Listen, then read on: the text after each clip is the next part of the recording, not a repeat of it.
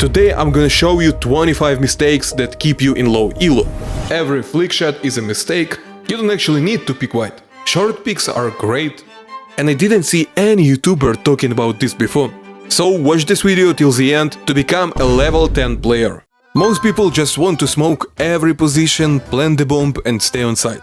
And it's the worst thing you can do. It's actually better to leave one position not smoked, so you can push and take control. This allows you to plant the bomb in a much better spot without getting spammed through the smoke. And secondly, your team gets way more space and way more angles for potential crossfires. Losing to a Nico or force buy is honestly the worst feeling.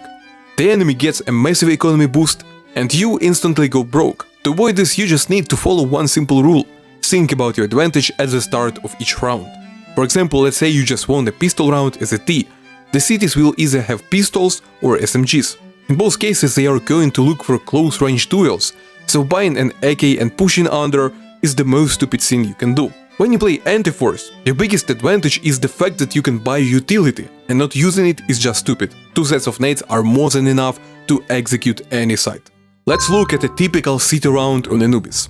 Someone insta-smokes stairs, your mid player smokes mid, and both anchors throw smokes into A and B main. 15 seconds later, you get fucked. Remember, the main point of a smoke is to win some time.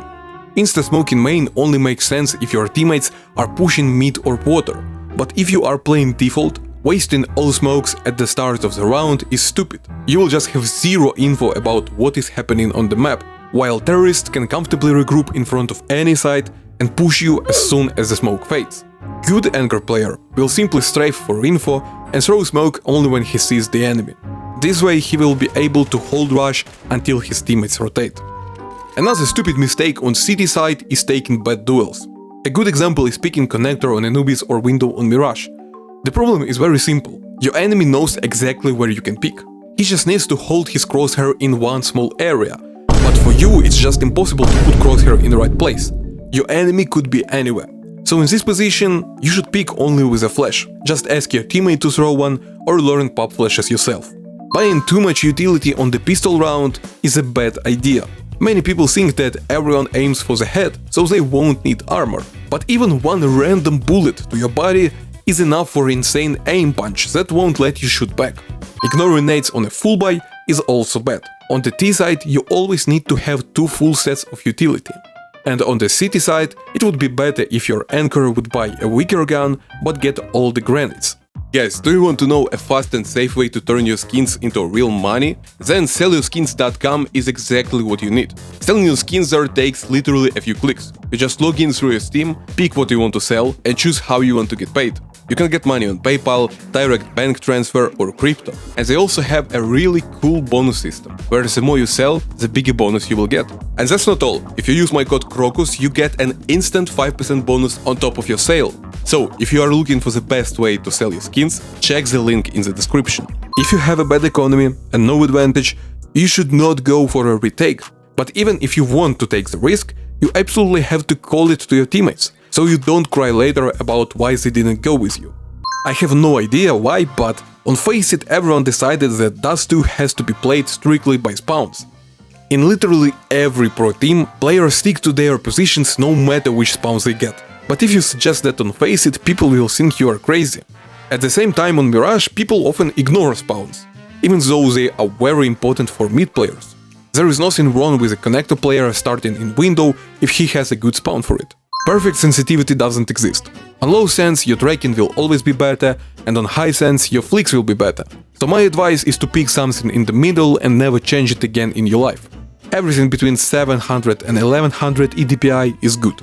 The most important thing is to stop changing it. Pro players might change their crosshairs almost every game, but their sensitivity stays the exact same for years. If your teammate isn't clutch, just shut up. You don't need to guess for him if the enemy is defusing or not. Just give the info if enemy has a kit or a smoke and let your teammate make his own decision. He's defusing, idiot. Donk style became so popular that many people think that you have to wide swing all the time. But there is nothing wrong with short picks, and even Donk himself uses them a lot. What really matters is how fast you pick. If you don't gain enough velocity first, both your wide and short picks will be slow. Remember that it takes some time to get to your max speed, so start moving a little bit in advance. Stop holding your crosshair on the wall, hold it wider. For a short time after you jump, your gun will be inaccurate. To fix this, press Ctrl, jump, and then crouch mid-air. If your team's economy is not perfect, the mid player should not buy kits. This is the anchor's job, because he's the one who will die on sight, and then his kits can be picked up. Nobody is going to run back to mid for kits when it's already time to defuse the bomb. Just standing still or waiting for the enemy on control is a mistake. Always make small strafes.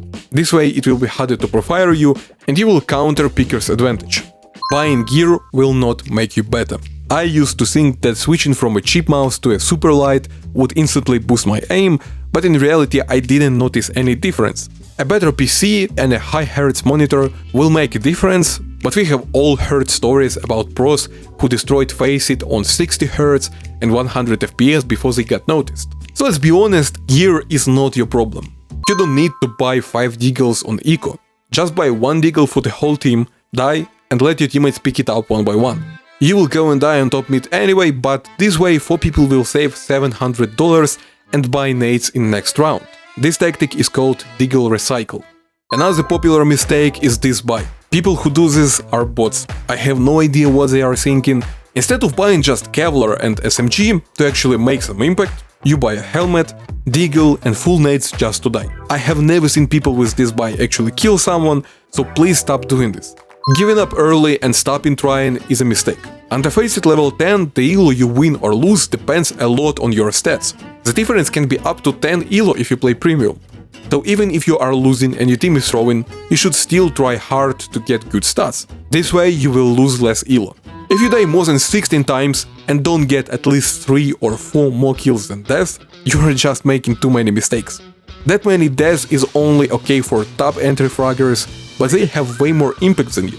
If you have a lot of deaths and your kills are about the same, you are probably chasing frags too much and throwing rounds where you had an advantage.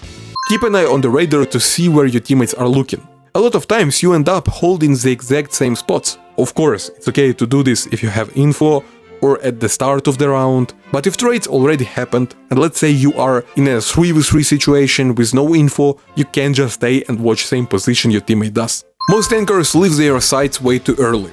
There are only 2 reasons why you should start rotating. First, you see the bomb on the other side. Second, you get info on 4 enemies. Once you get this info, you are finally allowed to stop jumping on car. Run to help your teammates on A. I think that back in the days it was Simple who made flick shots so popular, and since then people think that if you can flick, you have good aim. I'm probably going to get a lot of dislikes for saying this, but I will say it anyway. 90% of flick shots are actually crosshair placement mistakes. Before any crazy flick, you probably just didn't know where the enemy was coming from, or you took a massive risk. Remember that Prime Simple spent hours playing DM, played in a pro team, and was simply the best player in history, so he was allowed to do it. But if I see you doing this on Faceit, I will kick you. Stop leaving bomb at T-spawn. In every round you always have a main direction for your attack. Usually it's wherever 3 players are going. It's much better if they take the bomb with them and drop it closer to the sides they are going to push. Practicing the same thing every day is a mistake. For example, if you play DM every day, your aim is probably fine, let's say a 7 out of 10. You already reached a solid level, so getting better will be harder. It will take a lot more time to push it to 8 or 9. Instead, try practicing nades or watching demos.